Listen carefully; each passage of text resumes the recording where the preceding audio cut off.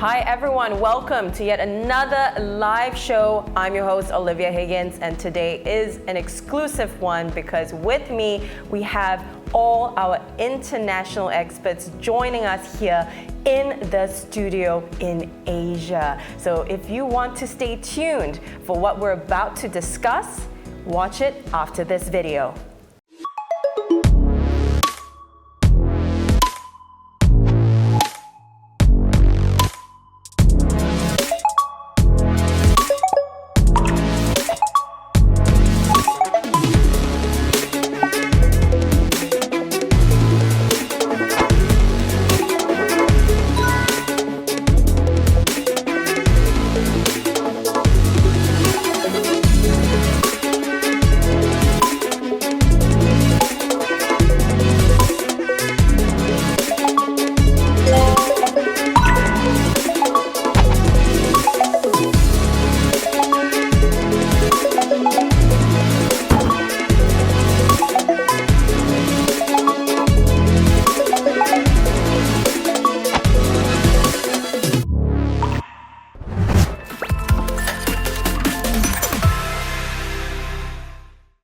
Welcome back everyone. Once again, I'm Olivia Higgins and here is another live show for you straight from the studio in Asia. And with me, I'm so excited to really announce these special guests that we have visiting us from all around the world. Now, before we begin, today is all about education, okay? So do not take anything as financial advice. Take it as a chance for you to really grow with us and empower yourselves with the information that we have here today. Because today we are really the bridge for you to the experts that we have in our global team. And we're so excited to announce the topic of today, okay? So definitely type in the comments, leave your questions down below. And of course, we'll be tracking it after the show.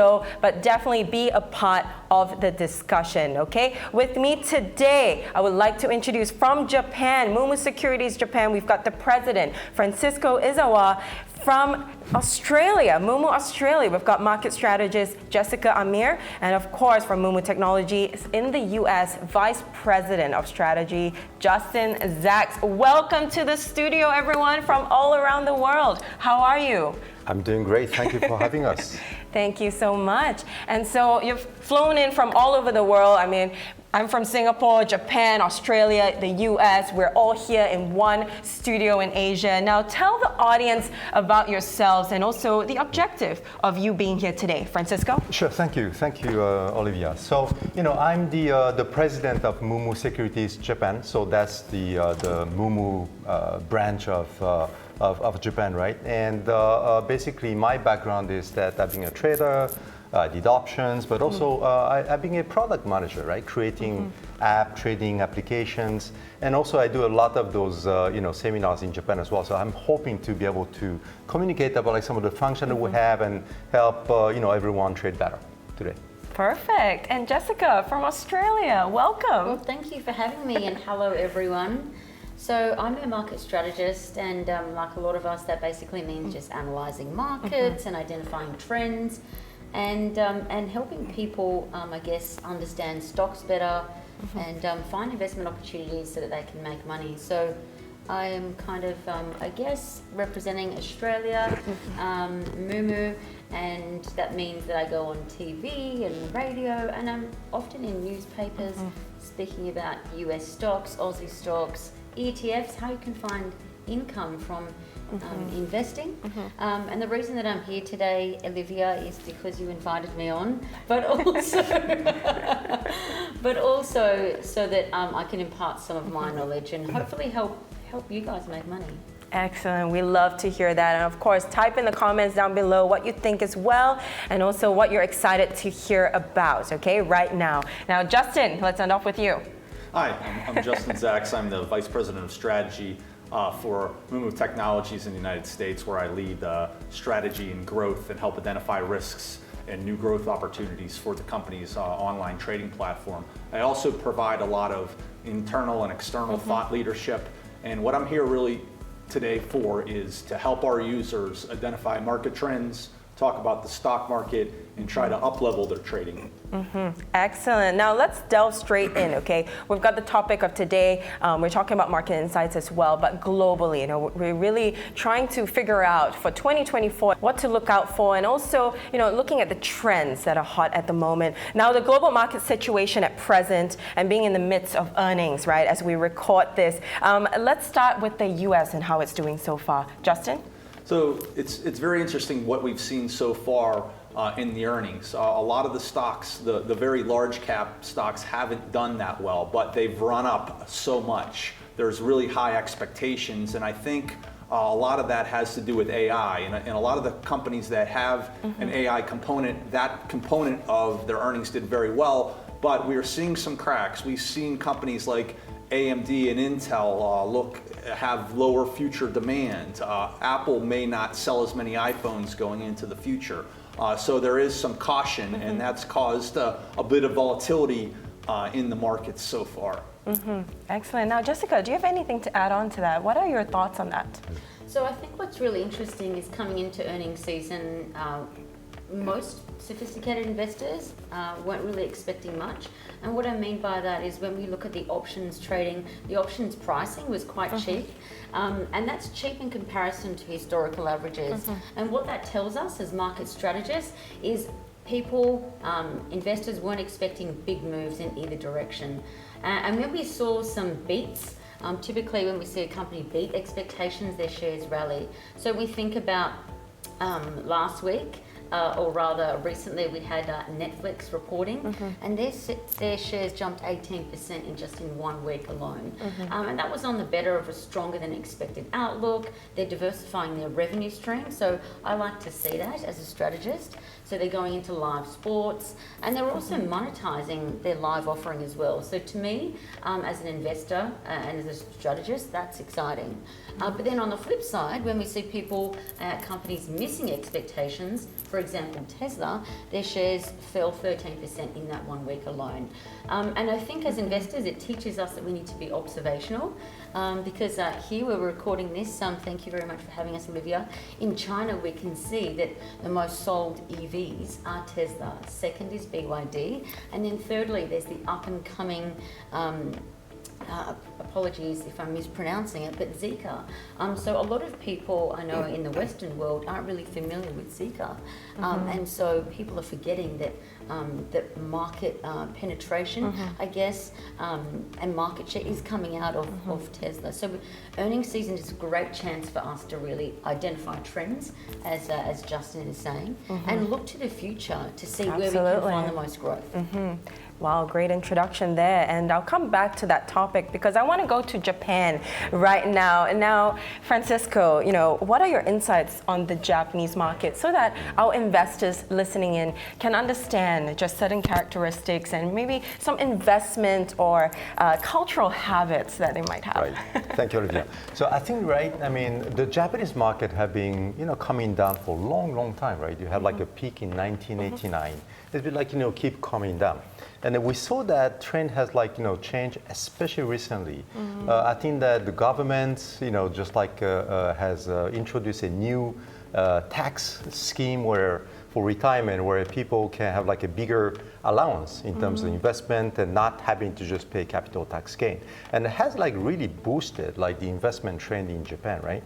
And also the JPX, which is the major exchange in Japan, has introduced a new measure for the CEO in Japanese companies who's being, traditionally a little bit more comfortable sitting with cash, not being aggressive. Right. But they introduced this measure where the PBR, which is the price book ratio, if you below 1, then basically you could not stay in the primary exchange, right? And meaning that your valuation is going to come down. So these things, structural things, has really boosted the investment in Japan. So I think that we know good fundamental footprint here. Absolutely. I mean, we were even having discussions about, really that turning point from deflation, finally. Yes. What do you have to say about that? Because Asia Pacific, that was huge news, and globally as well. I'll come to you in a second. Yeah, the government has has been trying to go to like this inflation like 2% target and never achieved that. We've been like negative interest rate, but recently we see especially the property prices going up, and that's like started to boost inflation as well. So we are in a very good and unique place where we don't have like a huge inflation. We have like this kind of like nice and a comfortable inflation that helps the asset to grow. So another reason why I think that Japan is like in the hot seat right now. I'm really interested to know the interconnectedness with the global markets. Now, what do you have to say? What happened in Japan? How did that relate to the US or just other markets? Justin? So yeah, I think a lot of people are looking at those exchange rates into what's going on, but definitely Japan had been in the doldrums for quite a long time with their markets, and I think it's a positive sign for a lot of people, because a lot of people in the US are looking to Asia and Asian demand, particularly out of Japan and China, to kind of read the tea leaves for some of these mega cap international companies that operate in the United States. And Jessica, for the investor, we're in Australia, Asia Pacific, right? We're looking always to also invest. A lot of you listening in right now also invested in the US market and Japan recently. So, what are your insights for those who are currently invested in these markets? In the US and Japan? So some of our exports are increasingly going, Australian exports are increasingly going to Japan. And then there are other, I guess, commodities, not just iron ore and copper, that are increasingly going to Japan. But it is really interesting to see, I guess, for example, coal is also going to Japan out of Australia. So I guess all our markets are really interconnected. And it really, I guess, pays to, dive into the detail, or just keep across news, or keep across what we're chatting about on Moomoo, because there is a lot to be said about, having a big picture view, seeing what's going on, and then picking what you're interested in. Right, and also just getting the right information and access to the right knowledge so that you can make that decision for yourselves. So we'll go into how you can do that as some examples in the product. You're tuning in from your phones or even on the social media channels, but there's so many tools that you can actually use for yourselves to employ and apply what you're learning today. Now, Francisco, I know you had some additional thoughts on that question just now.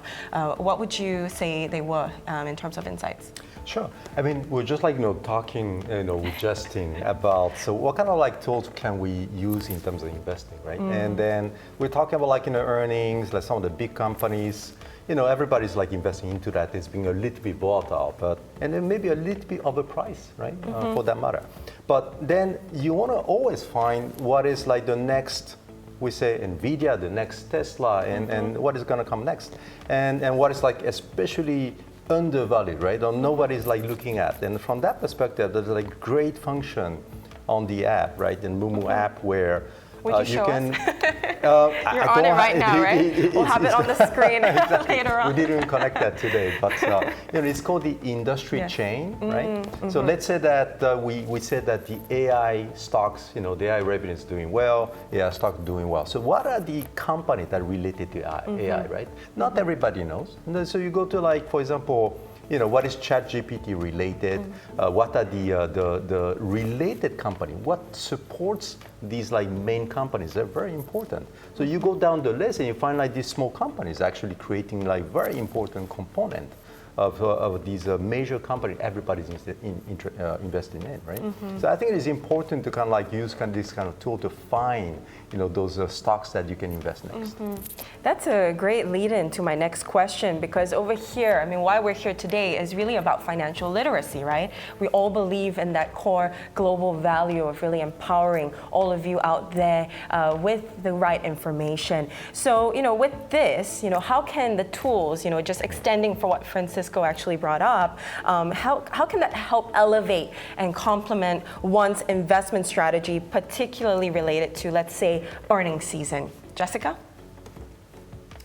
So with earnings season, what I really love about our app is that at a quick glance, you can see if a company's beat expectations. And remember, when a company beats expectations, their shares typically rally. And we know that by using Moomoo, you can trade 24/5. So the advantage of that is when we see, for example, an Nvidia beat, we see their shares have jumped in the order of over 20% on a day that they reported a few quarters ago. So for our investors, it's a really good chance to potentially take advantage of that. And then to the other side, we've spoken about Tesla. So Tesla missing expectations. At a quick glance, you can see in our earnings hub, you can see if they've missed expectations. But what I also love about our app is that you can add the companies that you want to keep track of. You can add them to your calendar, and then everything's all interactive and it pops up. So it's really quite intuitive. I mean, Justin, we've done a few U.S. Asia shows, right? Some lives about earnings, and I know you're a recurring analyst on there. So do you have any additional thoughts on the actual tools that they can employ? I mean, just adding on from what Francisco and Jessica mentioned. Yeah, really to add on to what Francisco said, in thinking about those related companies. So a lot of times you'll have a stock that you own and all of a sudden it goes up or down a lot and you're like, what happened? I don't know. Well, there's a good chance it could be related to earnings of another company in its industry. So what the tool that I love is the earnings calendar. So the earnings calendar, you know, well, if I own a semiconductor stock and NVIDIA is reporting earnings that day, well, I better watch out because my stock might be volatile because they not only will report earnings about themselves, but they'll give an outlook on the market overall and the demand, and this is going to affect other companies. And that's knowing what's going on in other stocks is so important. And the calendar is just so easy to read. You can see all the major companies that are coming up. And then to Jessica's point, you know, you love to see when the earnings come out, exactly that snapshot. But then afterwards, I really like to delve into SEC filings that we have on the app and transcripts and really find out what's buried in you know, where are the dead bodies hiding? That's what I want to know in those deep in those filings, and what are the executives saying, not just about what happened, but about the future. What's their outlook? And what kind of time horizon would you say, you know, an investor, let's say the active, intermediate, advanced investor should look at, you know, just based on your experience and expertise for earnings for this year? Justin? Yeah, I think, you know, in terms of a time frame in the trades you do, every investor is going to have a different time frame. Some people are really, they might only be invested for a week. They're really looking to talk about the earnings and what's going to happen. They're maybe technical traders. They're looking for a certain piece of news. But there's other traders that they may be in this for years. And they're looking for a good opportunity. They want to evaluate each quarter, how is the company that I plan to invest in, and they got to reevaluate it. So once those earnings come out, say, are they good, are they bad, how did the stock do, and you're going to take all that data and evaluate it, and then maybe you'll sell, maybe you'll buy them, but you're going to maybe make a new choice. But you always have to constantly monitor your positions. Don't just buy those companies and throw them, you know, put them in, don't think about them. Use the app every day, get on that app and find out what they're doing, read the news, be an active investor, be involved, because that's the best way to invest. I think you're alluding to that long-term investment perspective, right? So I want to go a bit deeper into that, and maybe Jessica, you could maybe highlight some of the strategies that our investors can look at to really employ that in the uncertain times that we're in right now. Yep, so the times right now are very volatile, and some investors actually buy into that weakness. But if we want to add some hot sauce to our portfolio and increase our profitability, there are some other strategies that we can do. 10% from a recent low, or it's up 20%, maybe think about taking some of that cream. Oh, I love how you put that. Excellent. Now, keep typing in the comments down below, okay, to everyone watching, and especially those who are just tuning in right now. We want to hear your thoughts, and we also want to hear what you want to know for the conversation that this is going towards. Okay, so the next question, still on uncertainty and long-term investing, I want to know Francisco's take on this, particularly related to not just Japan, but just Asia Pacific in general. What have you seen from just your experience, and also some insights you'd like to share with the long-term active investors? Sure. I mean, I think that, we talked a little bit about the style of trading. Is it short term? Is it long term, right? And depending on the span on your trading, what you look at or what is important is going to change. If you're like a long-term investor, right, then you have time. You can do the analysis properly. You can look at people's, comments. But one thing, for example, on the earning, right? So you have a news coming out, and somebody say we beat the expectation, but still, for example, the sales is down, so that's the reason why the price goes down. So I think that out there may be like many people who's wondering, so what is that I have to look at, right? So then I think that like the great thing on our app is that, we have a community function, right? So you go there, you have an earning announcement. One thing that I will look at, like the Q&A from the investors. Right? So it's not only about the top line messages, but you can, dive in and really look into like what people are caring. So understanding that sentiment is very, very important. Not only about the figure.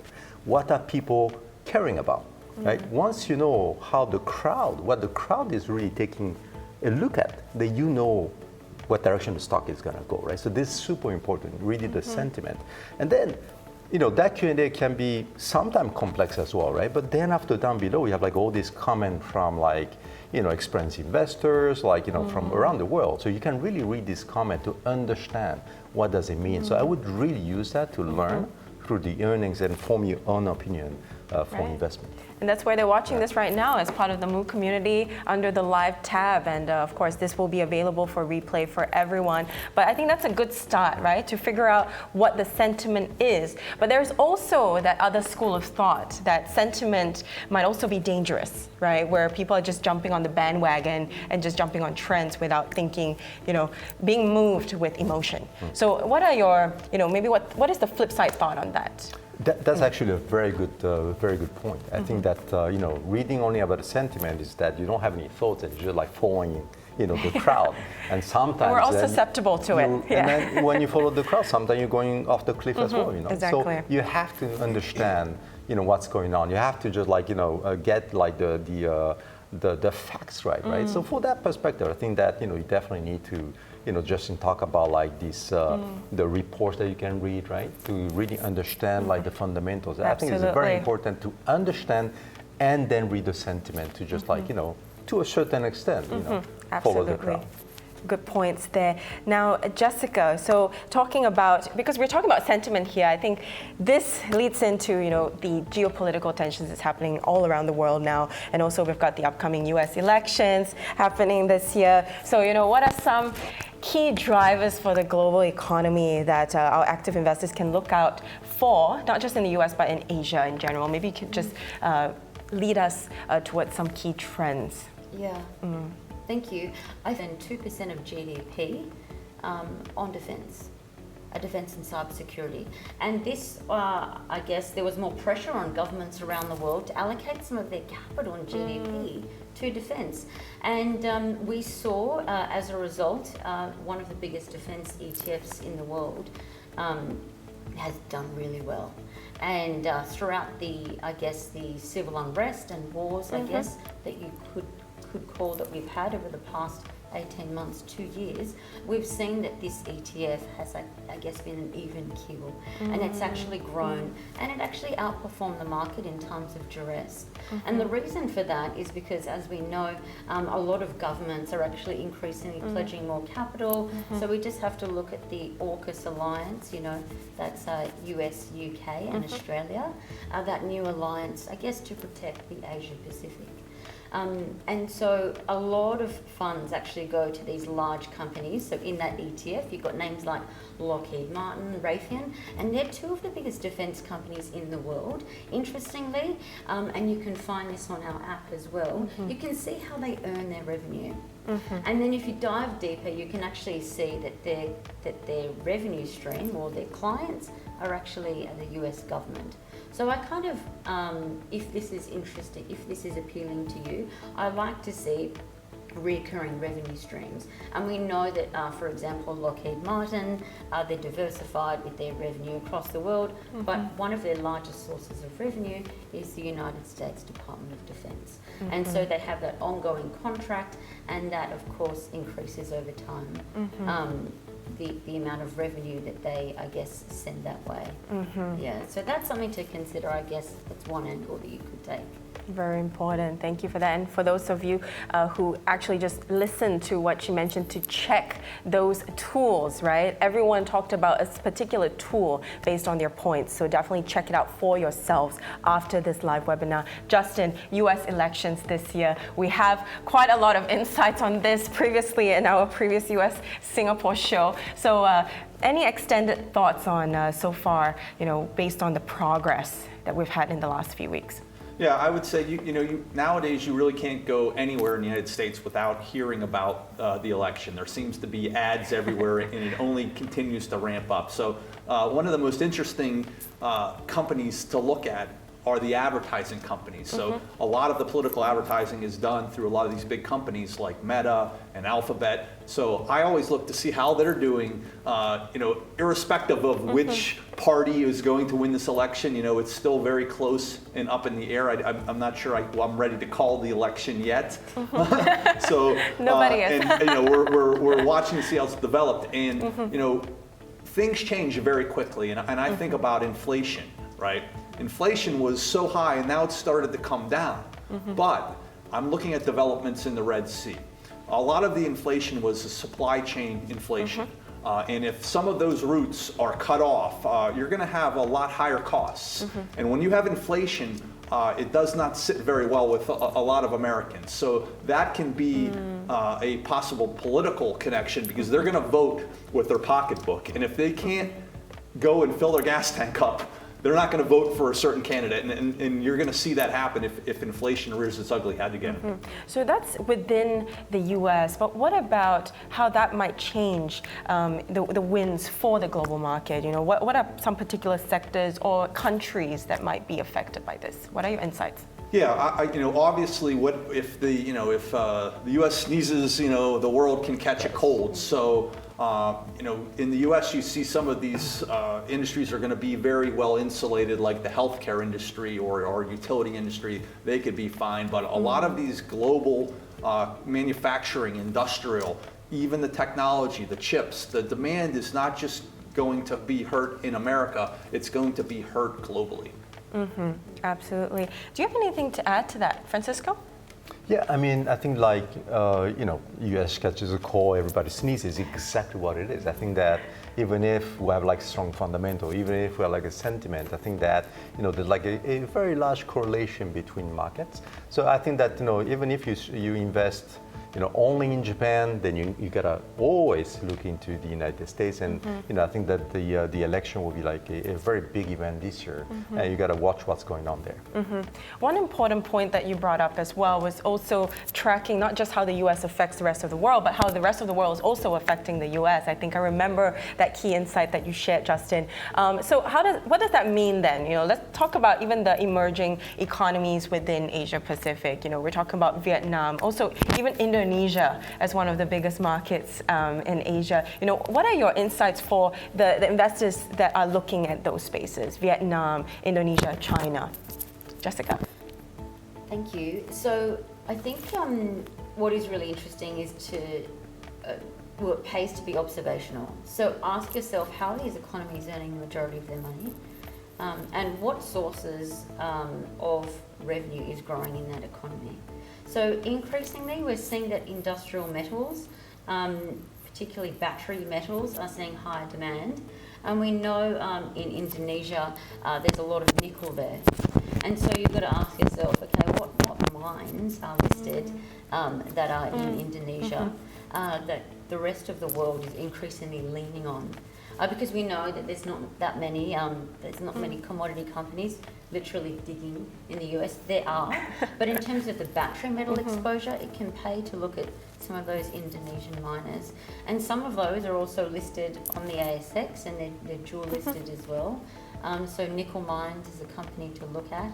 But of course, there's BHP, which is that dual listed mothership that we're speaking about, the multi-billion-dollar company, the biggest global mining company, and they're increasingly, diversifying their geographical, I guess, resources, and they do have some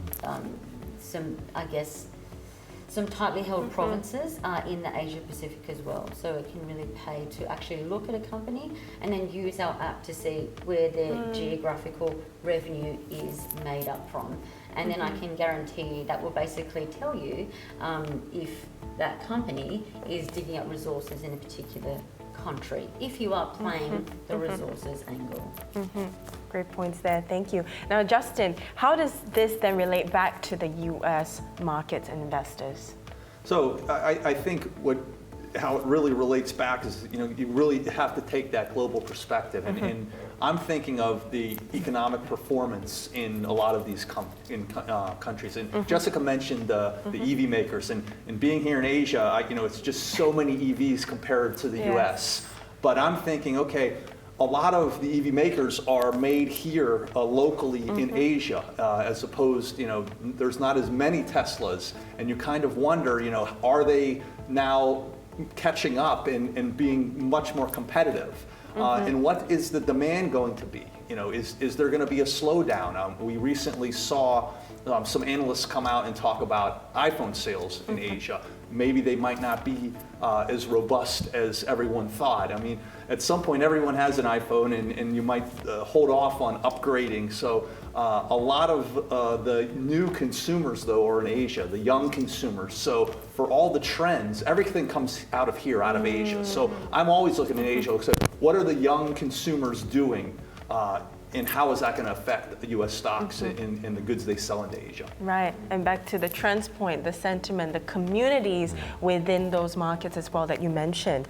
Okay, so next question, let's go into the potential financial strategies, okay? We're all trying to figure out how we can apply these points that we just learned and insights to the application of it into your trading journey. So what are some strategies that may be useful for investors to really navigate these uncertain and volatile times? We're talking about even like options or warrants. We've got many people doing dollar cost averaging. There are so many strategies you can employ. But how do we prioritize?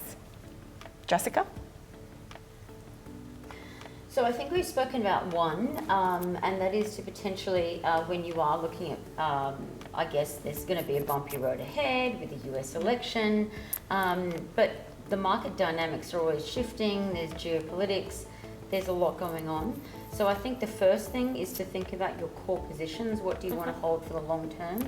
And then what are you really attracted to?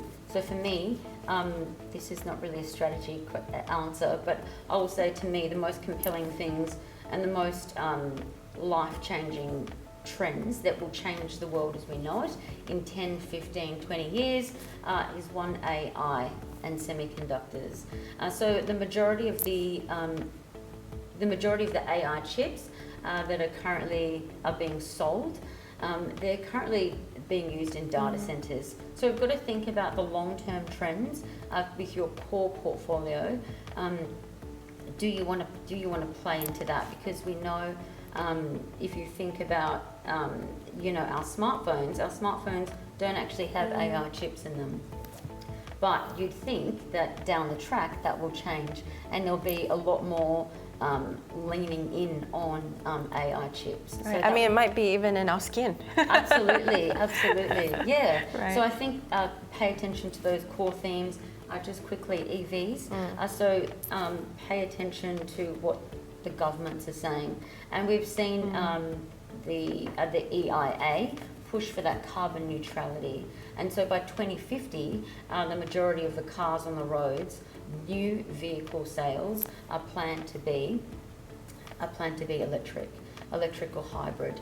And so we know, based on some trends and some research that's out there, the US, EU and China, they could potentially see EV penetration of 60%. So I like that as a long-term theme. It pays to look at the leaders. We know Tesla's the most sold EV around the world, and BYD is neck on neck. So look at those trends, and then just expanding this out, then think about taking profits. So take profits off whether you are invested in the S&P 500 or the QQQs or some of those core themes. If you are in, say, the DRIV, for example, that ETF that invests in the biggest EV makers around the world, or if you are in the AI semiconductor space, when they pop and when they're hot, consider if you do want to take some profits off the table, just in case there is a little bit of a pullback. On this, I really implore and encourage you both encourage you all to use the charting function. And what I love about this is it actually tells you in the sentiment indicator if a stock or if an ETF is actually, if there's a positive indicator, if it's bullish, and they look at all the technical indicators, RSI, MACD, you name it. Moving averages, convergence, divergence, simple moving averages. And then so you can potentially look at that and go, okay, so the sentiment's a bit hot, and then to Francisco's point, sentiment's really bullish. Things are hot here, everyone's talking about it, maybe it's time to take some profits off the table. So take profits potentially, and also look for pullbacks as opportunity to buy in, and that will help you maximize your profits. I mean, profits, that's what we're interested in, right? At the end of the day for investing.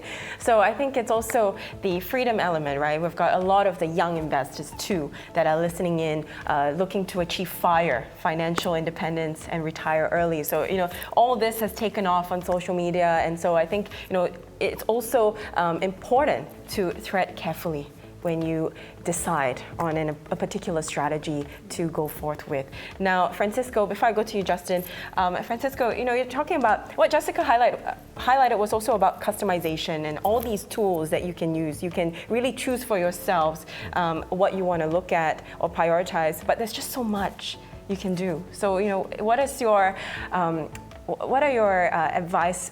advice for the investor that is trying to prioritize based on the app? I mean, I think the customization point is a strength, but at the same time, how can we circumvent that with the prioritization? It is true. There are like so many functions on the app, and basically you have to choose the one that fits into your style, trading style, right? We talk about short-term trading, which is what Jessica mentioned as being the spice or the sauce on the investment. And then you have the long-term, which has to be based on not only sentiment, but fundamental analysis and making sure. Yes. The salad. It's good, Exactly, all the protein for that matter. So I think that first of all, you need to understand what is your goal, right? And then the tools you've been using will be different. So if you think about, longer term fundamental investment, for example, some of the things, I think that, both Justin and Jessica came up with different themes, right, in terms of investment, whether it's sustainability, the election, whether it's energy, right? So I think that and then the next question will be, okay, so I got the theme, I got the trend, but what do I buy? So that's the fundamental question is that, and Jessica came up with several names, but Jessica will not be there every day to tell you what to buy. So that's where you can go to the app, and then there is this for each of the market, like United States market or Japanese market. Then you have you scroll down right in the section, and you're gonna have this theme investment, right? Then that's gonna tell you. So I'm interested in AI. I'm interested in energy. I'm interested shipments. Whatever. You have hundreds of themes over there. So actually, you can pick the one that you heard in the news or you heard through the show, and you can click that, and it'll explain to you what the theme is about, why it's interesting, and then tell you which stocks that is composing, these themes. So that's going to help you really coming up with, I like this theme, I think that I want to invest into it. Now, what do I pick? So you can have the list of names, and then you can drill down, right, in terms of doing fundamental analysis, looking at maybe earnings, comments, community, and also fundamental technical analysis. So that's where I would kind of like, go down, the journey. Jessica? I love that. So I love that we've all spoken about earnings and fundamentals, and I think as investors we need to remember that earnings growth typically drives share price growth over the long term. And so what I also love is you can actually see the trends.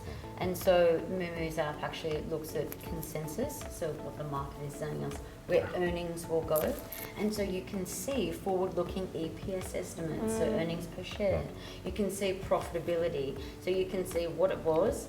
There's a lovely little squiggly line. It's so geographically easy to understand. At a quick glance, you can see if a company's revenue has been growing, if their profit has been growing, if their earnings has been growing, and you can see using the trend the Moomoo's app identifies, you can see where it's going. And so if it's higher than where it's been, obviously the trend is your friend. And that supports long-term share price growth. It doesn't mean there's not going to be short-term pullbacks. Like you were talking about, there's de-risk, there's always going to be some market shakes and tremors. But yeah, using those long-term trends and using those tools, they're a good marriage. Yeah, and speaking of earnings, we talked about a lot of long-term investing where you're going to own a stock, but you can also think about using options as a strategy. You asked about those strategies before. The Moomoo app has a robust set of tools available to trade options. And Even on the desktop. Yeah, even on the desktop particularly. So a lot of times when you have something that's time-based, you have something, an earnings date, you know when it's coming up. So you can use an option which has an expiration around that time to do a shorter-term swing trade. And it doesn't just have to be a call or a put, just one. You can use spreads to cheapen the price of what you're doing. So you can, if you're betting on a stock to go up, you can buy a call spread. If you think a stock may go down, you can buy a put spread and you mitigate some of your risk. Right. I mean, there's options. There's also Moomoo Algo for those quant traders listening in right now. If you don't know about it, definitely check it out. We've got so many tools and resources for you for the fundamentals of how you can do that on your Windows desktop. Okay. So many functions, so many tools. But I just want to extend slightly on Jessica's point. I have so many investors in the community do ask about when is the right time to maybe admit that you were wrong about an investment. So I know there are a lot of people that have asked, I'm such a risk taker, I've gone in, I believe in the company. So let's say, you love a company so much and its core values, but it's doing badly and you do not want to pull out. You want to stay for the long term and ride out the bad times. What is your advice for the investors that, cannot admit that they were wrong in their decision and driven by emotion? That's so hard. Yeah. It's like investing psychology. Yes. I mean, it's really hard to admit that you're wrong, but it's when a trade is going against you, it's not very nice. And seeing your portfolio trade in the red. But I think you have to ask yourself, well, has the fundamentals changed? Has their forward outlook changed? What is their outlook? Is their revenue, what did they guide for? Higher revenue? Was that better than expected? Are they going into new revenue streams? Or are they losing customers? And has there been a fundamental shift in that? If that is the case, you may potentially want to use options for downside protection, or you can, what you were touching on earlier, average down. If that's something that you may want to do to potentially get out of your position. Because I think opportunity cost as investors is a big thing. And so when we see another trend or another pocket of stocks or a stock that's really doing really well, i.e. think about Nvidia, they're selling a more expensive chip, and that H200 is, that's already being sold to Oracle, Microsoft. By the way, you can see on our app that Nvidia makes 14%, or Microsoft makes 14% of their money.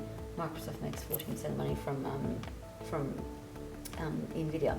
Or vice versa, rather. I said the wrong thing. But basically, when the trend goes against you and you see another opportunity, take profits, use options, average down. Thank you for that. Thoughts on that, Francisco, before we wrap up? Yeah, so I mean, I would make it very simple. It has to be simple. When you think about, it's hard when you lose money. I've done it so many times myself. Admit, don't admit, it doesn't matter. I think that you have to think about the risk management, right? You have to think about, okay, so how much loss can you afford? So how much loss can you sleep with, right? And then you're gonna come up with a number. If I lose like 20%, 30%, 70%, then I cannot sleep anymore, then you shouldn't be taking that risk anymore. That's what we used to say when we were trading as well, right? So think hardly about that. And also, even if it's like long-term investment, then sometimes you have like fundamental change in the industry, in the stock, right? So you have to say, okay, so it goes down 20%, it's long-term, I'm gonna keep it, but you know what, it could go down 90%, it happened. So I think that you need to put like a threshold here, saying that usually we say something like 30%, which is like a very big kind of like, back. So, put yourself like some risk management measures, saying that, hey, look, if it goes beyond that, I'm not comfortable. Then you cut it and then buy another one, right? I mean, don't stick to just one. I think that you can always buy another stock, right? So I think that would really think at it in a more systematic way. Think about the risk and what you're comfortable with. Thank you for that. Now, what are you looking at and how do you manage such times? So definitely leave the comments down below. I want to hear your thoughts. Keep them coming and definitely be a part of this discussion right here as we wrap up Global Market Insights 2024. Now, final takeaways for our global audience listening in. Justin. Well, getting back to what we were speaking about before, I think it's really important to know that things don't always go as you expect them to go. So always have a plan.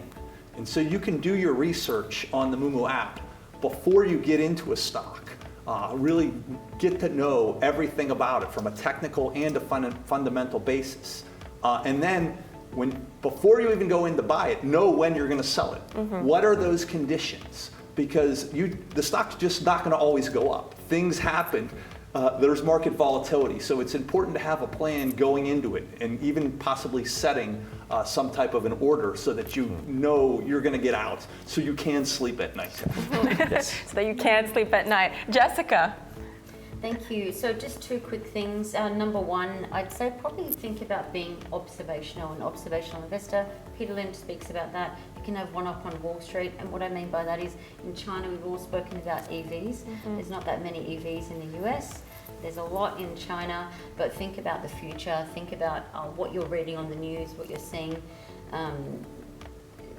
Think about where we're going as a collective, as an economy, as a global entity. So think about that, and then that might dictate where you put your core positioning. Secondly, I'd also say that apart from it paying to be observational, think about the S&P 500. So the S&P 500 throughout history, throughout all bear market crashes, the S&P 500 has recovered. I will preface throughout history. So the reason for that is the S&P 500, like any index in the world, you can only get into it after 4 consecutive quarters of profit growth. And then you have to have the final one, and then you get into it. So remember, Tesla, that happened with Tesla. It might potentially happen with Uber. Regardless, you can potentially look at the S&P 500 as an investor or a trader. You don't have to reinvent the wheel. Thank you so much, Jessica. And of course, let's end off with you, Francisco. Okay, so I think that what was interesting today is that we went through the investment journey, right? The whole investment journey. We talk about macroeconomics. We talk about various themes. We talk about stock risk management, and also use various tools in terms of doing decisions. And I think that really when you use our app, and you're going to find that in each of like the journey and the section, right, they're going to have like a very many tools that's going to help you making the right decision, right? Whether it's like theme investing and the stock composition, whether it's like the community earning report, push messages that can like keep you up, and also like after you find a stock, right, we talk about technical sentiments, we talk about doing valuation analysis, risk management options, and all these other type you can use, right? So honestly, I think that there are like many things that once you learn, you can become like a better investor and trader. So I wish good luck to everyone. Oh, thank you so much. That was Francisco, Jessica, and Justin joining us from our global offices and myself, Singapore. Thank you so much, everyone, for coming into the studio. And it's great to have our entire international team here in one place. Now, thank you, everyone, and we'll see you next time. Thank you. Thank you, Olivia. See you next time. And that was Global Markets Insights 2024 for this year. Now, we're always crafting and creating content just for you. So if you want to watch the replay of anything you missed out earlier, definitely click on the links down below or scan the QR codes for more. And if you want to follow our social media pages for our global teams, you can definitely do so you can be in the know and on top of all the new content that we have for you for the year and beyond. Thank you everyone for joining us for Global Markets Insights 2024. That was a pleasure having you with us and of course in the studio with our international team. This is the first of many and we look forward to seeing you for the upcoming shows. Once again, I'm Olivia Higgins.